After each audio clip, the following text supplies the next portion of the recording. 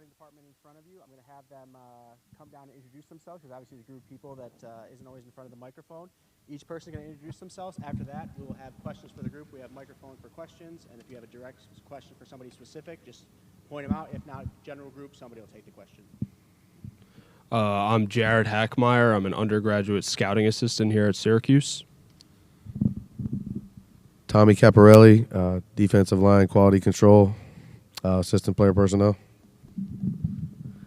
Tony Giovanoli, scouting assistant. Emmanuel Mark, running back, quality control, and scouting and recruiting department.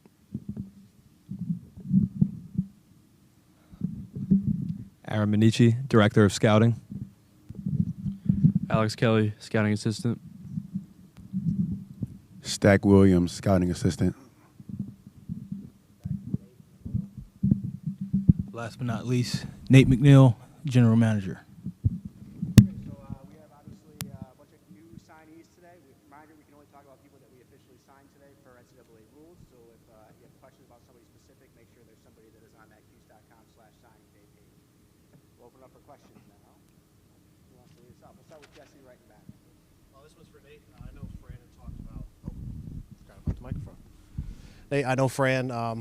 Whenever we've talked to him, has always talked about getting bigger, getting faster, getting stronger. I think I'm going to quote him and say, "Big people beat little people up." Do you feel like you guys did that with the signing class? Are you happy with the size and just the overall athleticism that you guys are bringing in this year?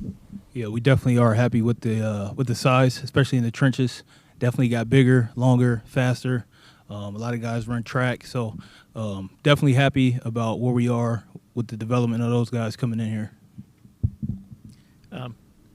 Nate, as far as I can tell, this is the biggest high school class that I can see on record. Was that done in anticipation of having more than sort of 85 scholarships next year and the settlement, or are you expecting to lose a lot via transfer portal, or what? With the landscape of college football and where it's headed, I've been doing this for a long time, so it's always going to work itself out. We just wanted to have a foundation in high school, so we took the best players. So that's kind of was the direction that we went in. When we got here last year, wanted to start on the area and on the high schools around this area. So, right, I mean, if we're stuck with an 85-man roster, that's 40% of your roster is true freshmen next year, which is a lot. Is that how you're planning to go into the season, or then, or? Yeah, that's a good question. Yes, obviously we're going to be very young, extremely young, but we are confident in the development of our coaches, the way they coach, strength staff. It's a good thing to have, because they'll be around for a long time. We're not just getting guys coming in here for 2 years, 1 year, but these would be the guys that will be the core of this program moving forward. The schedule is crazy next year. Can you win? Can you win that? If that's the case, can you win that way next year? Good football players win games. So yes, you can.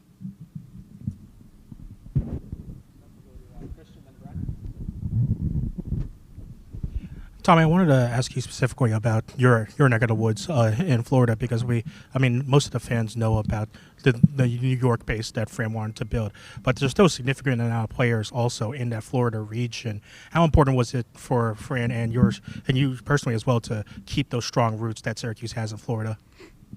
At the end of the day, there's really good football players in our footprint. I know we like to dominate that. I know that's big for Fran and Nate as far as being the GM here and stuff like that, and you got to go and get good football players. And one of the best football states in the country is Florida, and a lot of really good football players. Fran has been recruiting Florida since he was early days at Temple, so he has extremely strong ties there. And, we're able to, kind of utilize the dome to our advantage a little bit and say, why don't you come up here and play where it's always 70 and sunny in the dome. You get a lot of players also in Florida, especially in this class, that flipped a little bit and changed maybe schools a little bit later in the recruiting class, since most of these people in this class reportedly committed earlier. How important was it to keep up those relations as the season was going on in order to secure all those big names from Florida? Life, just like in football, is about relationships, and I kind of was asked about this earlier in the year, and end of the day, they're all good kids. Everybody's pulling at them. You know, these kids are making life-changing decisions at 16, 17 years old. And, you know, like they say, it's like unfollow day is like the biggest day of the year on signing day. Like me, I'm not going to unfollow anybody. I want to keep all those relationships because you never know, especially with the landscape of college football, via transfer portal, via whatever grad transfer and stuff like that. Like, end of the day, you know, relationships are everything. And people always remember, like, who treated them with respect, who was always there for them, who always answered the phone, and, you know, who was like, hey, you know, I'm here for you. You know, so I think relationships, especially with all these guys at this table and in the recruiting department and coaching staff is a really important factor when it comes to, you know, guys flipping or whatever. I mean, there was a million flips today that you saw. So, you know, it's all about relationships. I got one more for Nate, if that's no problem. Nate, we saw the, you know, recruiting the number of recruits on the sidelines at games, starting pretty well at the beginning of the season and growing more until we saw the amount of people at that Miami game. How pleasing was it to see just the amount of people that Syracuse hosted in that Miami game and what it says to the culture that not only your staff but also the culture that Fran is building as well? Yeah, so first of all, I want to shout out everybody that's sitting up here. Shout out Justy. She handles our on-campus recruiting. So, I mean, as y'all can see, like, I don't know if y'all was here for spring ball. You saw the amount of kids that came through that every practice. So it's kind of just a build-up. Obviously, the Miami game was huge. It was Thanksgiving break, so a lot of guys were done playing football. So we had to bump up the ticket number. But we had a good showing. Credit to these guys for getting the guys up here. And it was good to go out and get that win in front of all of them the way we did. For whoever wants to take this, can you just tell me about why you centered in on Luke Carney and Henry Beelan, the two quarterbacks, and just what their skill sets are and the opportunity they're going to have here? Yeah, I think with the two of those guys, we're both really excited about both of them. Both kind of an opportunity to do some awesome things here. Specifically about those guys, I think they just embody what we are looking for in student athletes here at Syracuse. That's I know you guys hear it all the time, but detailed, accountable, relentless, and tough. They're both high-character individuals who work hard first and foremost. They do great in the classroom, and they both, from our perspective, seem to be great leaders on and off the field. So really excited about Luke and Rich. Think they'll have a great opportunity to do great things here on and off the field. Great leaders, great kids. Super excited about getting them on campus here soon. Aaron, you might be able to answer this, or Nate, anybody who wants to jump in. Was there a particular area of the country that you felt like you made inroads on and really got into that maybe Syracuse wasn't when you got here? Definitely, yeah. Not necessarily speaking on anything they were or were not doing in the past, but for us specifically, I think we made great progress in the state of New York, keeping great talent home and really trying to dominate our immediate footprint. That's just something that I'm definitely proud of, and we all should be proud of here up here. Because when we got here a year ago and one day ago, we said we wanted to dominate this area and prioritize the Northeast and not, stray away from that. And I think we did a good job of doing that. So it's definitely a little feather for our cap moving forward. I'm going to add to that. So just a breakdown, what he's talking about in New York. So we got 10 guys from New York, 25 from the overall footprint of what we sought out to make our backyard. So that's pretty good.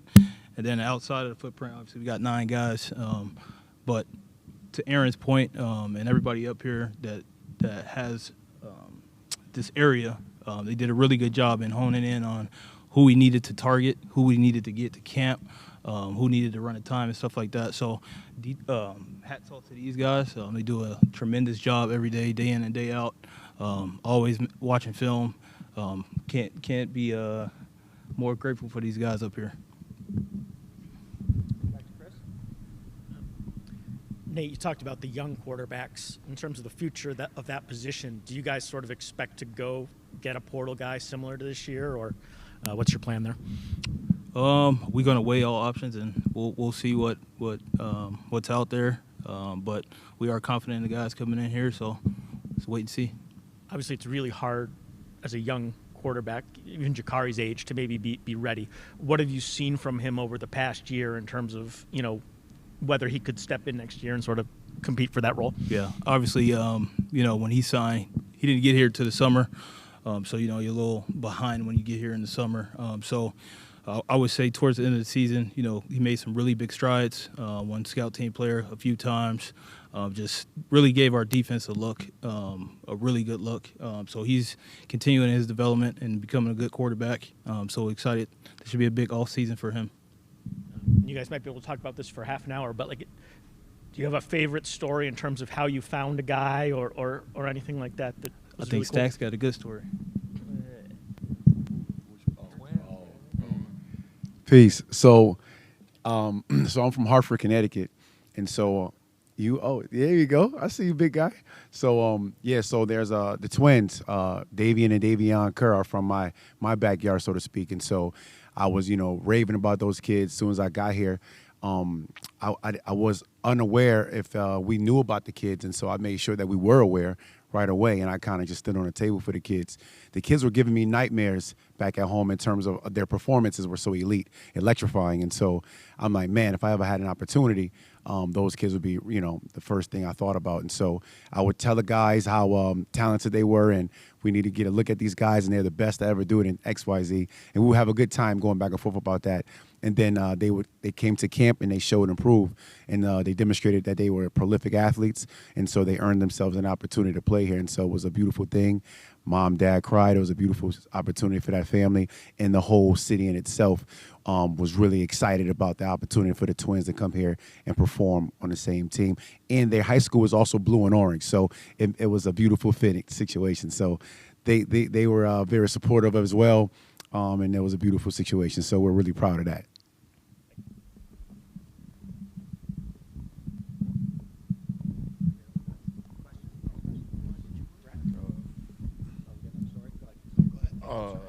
No, just real quick. We're actually at a coaching convention in New Jersey, and we're actually running a clinic before we got all left. And one of the coaches from my hometown, Rockland County, just mentioned that they had a kid that maybe we would like, and we literally were packing up, getting ready to go. So I saw the kid and I mentioned it to Aaron and mentioned it to Nate, and we thought he would be a guy that fit the mold of what we're looking for as far as guys that we're bringing in. Showed him the Fran right away, and within 5 minutes he was like, yeah, I like this kid. So we were trying to find stuff on him. Me and Aaron going crazy trying to get film because film was limited at the time, but just really happy that it ended up working out, and he is one of our signees today, Javon Lawrence, who is from my hometown. It just happened to be on the way out of a coaching clinic. Now, why was film limited, if I can ask you? Why was it getting film on him so tough? Well, for multiple reasons. Sometimes the school uses different platforms that we don't technically like to use because it doesn't give us everything that we need. Sometimes they're short. They have students recording at the time. So it just wasn't, it was something that was out of our control. He didn't have much film, so we vetted him, did some more research, and he ended up being a guy that we wanted. Yeah, so I remember prior to the press conference starting, I know I said this work never stops. There's really no days off. So a story that I'd like to mention is one about our signees, Julian McFadden. It was actually on an off day, and myself and Aaron and everyone here, we don't stop. So we continue to watch film on our off day. And I remember we were coming across some players in our footprint, and he popped up in a random afternoon, snowing really hard. And from then on, it was Julian McFadden. And from there, it's like, man, this is a great player. We need to get on him instantly. And I feel like his skill set is really unique, and he was being under-recruited, and this is a guy that's like a diamond in the rough. So from then on, it didn't take long that we started, pushing the envelope of recruiting him, and since then, he committed, and he stayed committed to us, and it's just been great. He's a great young man, and we're glad to have him part of this family. I want to add one more as well.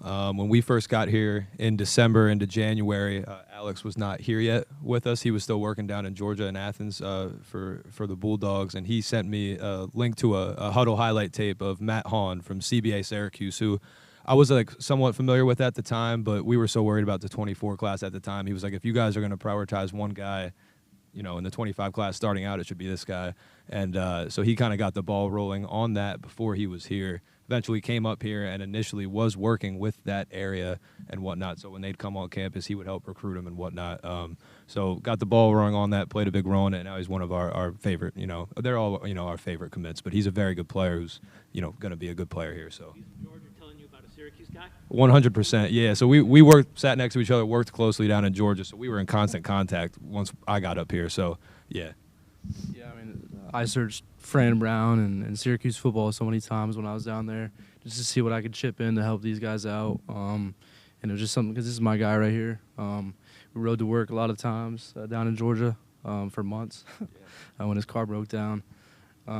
It's actually funny, I hosted Matt Hahn on his official visit as well. And then in the spring, I want to say Coach Stacks and I, we ran a little tag team duo, and he threw me Jalen Prey. And we got on him instantly. I remember talking to him. He said, I think 10 coaches called him that day. BC came in, and unfortunately was his first offer. We offered him right after them. And then I think he committed within a week or two later. We really wrapped it up. And he's like 6'5", 6'6", 280 pounds, like a windmill dunk. So we're really excited about his athleticism and what he's going to be able to do for us. Nate, this is probably for you, but anybody else that wants to jump in, I'm just curious about, the current state of NIL and how that factors into what you do, and what's your budget for that? Is it competitive? Just like, where is Syracuse in that world, and how you, implement that? Yeah, I won't talk much about numbers, but I'll say we are competitive. In today's college football, it's around, so there's no hiding from it. Those conversations do come up. Me and Coach Fran, we do a good job of always being in constant communication. When he's having conversations, I'm always in the loop on how that goes and stuff like that. So it's definitely a what's the word I'm looking for? It's we are competitive. So yeah, I'll say that. Just one more unique story to comment on while we're here and talking about it. We have a staffer that's not working for us anymore because he got a job with the NFL. It's funny, he's actually behind you guys right now. So his name's Alberto De La Guardia. He's a Syracuse alum who, when he was here, there's a linebacker that committed to us today and signed with us named Trey Dudley that he was advocating for as much as anybody can advocate for somebody, and it was for all the right reasons. And thanks to him, we stayed on him through the entire process. And so when we were able to get him committed a few weeks ago verbally and sign him today, that was a cool full circle moment, and like a true credit to like the scouting and evaluation aspect of our department, because he was under the radar, barely playing even the position that we signed him at. And for us to be able to do that, starting with Alberto getting the ball rolling, I think is going to go down as something more impressive that we did in this class. So that's a cool story as well.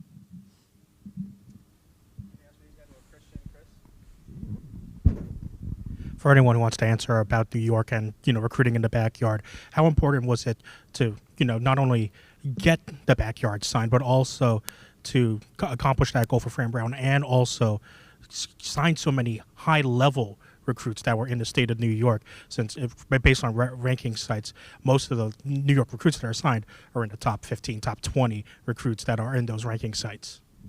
Definitely important. I would say like very critical. To get the guys, the good players from home to stay home, because I know when we first got here, something we wanted to do was to be able to be a team that resembles the area that we're from. We want kids who are growing up in the state of New York and New Jersey and Pennsylvania, whatnot, to see our players, see our team, see our culture, and for that to resonate with them because they're from the same area, they have similar experiences, they know similar people. So I think that was critical, and we're going to benefit greatly from it in the future. How? Yeah, go.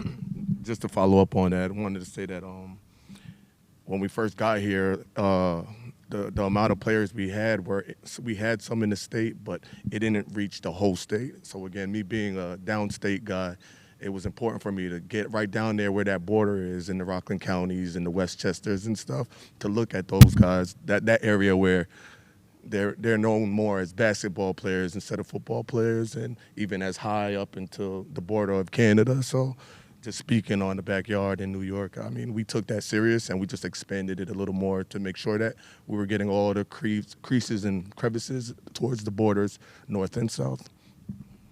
Just how pleasing is it to accomplish that goal for Fran, to say, hey, I want to recruit the backyard. And for you guys to accomplish that, given the numbers that you need said of recruiting the backyard, getting that amount of people into the Syracuse program. Very important, very pleasing to know that we did that. Ever since I've worked with Fran, going back to 2020, 2019, it's been about dominating the Northeast, prioritizing the Northeast. Everything we need to be able to win a national championship, a conference championship is up there. And for us to go accomplish that and feel great about the players that we did, I don't think we're just getting anybody from the Northeast. I think we're getting the best from the Northeast. Feel strongly about that. And, yeah, very pleasing. I'm happy we were able to do what we set out to do. Take two more. We'll start with Chris. I don't know how much history of Syracuse you guys know in terms of recruiting, but like Michigan's been able to come in here and sort of take the guys that they want when they've wanted a guy. How difficult was it to hold on to Quante, and how important was it for you guys to do that? Every recruitment is difficult, but I don't think that was in particular any difficult than anything else. I mean, we feel very confident and strong in who we are and who our recruiting coaches are. We've got a great defensive staff, obviously a great recruiting head coach, great head coach in general. So, no, I don't think that was difficult. Quante is going to be a great player and is one of those guys that resonates with what we're building. So, super excited about him. And like you guys have done a tremendous job elevating recruitment already, so I don't want this to come across as negative, right? But when you look at the rankings, there's 1 4-star. Do you need more to get to that national championship level, and how if you do need to, get? No, we do not. We don't worry too much about rankings. Just feel confident in the film that we watch and our own evaluations. Not so much so the ones that are coming from recruiting services and whatnot. So no, I don't think we need any more 4-stars. I think what we got is everything we need. We'll make them 4 stars when they get here.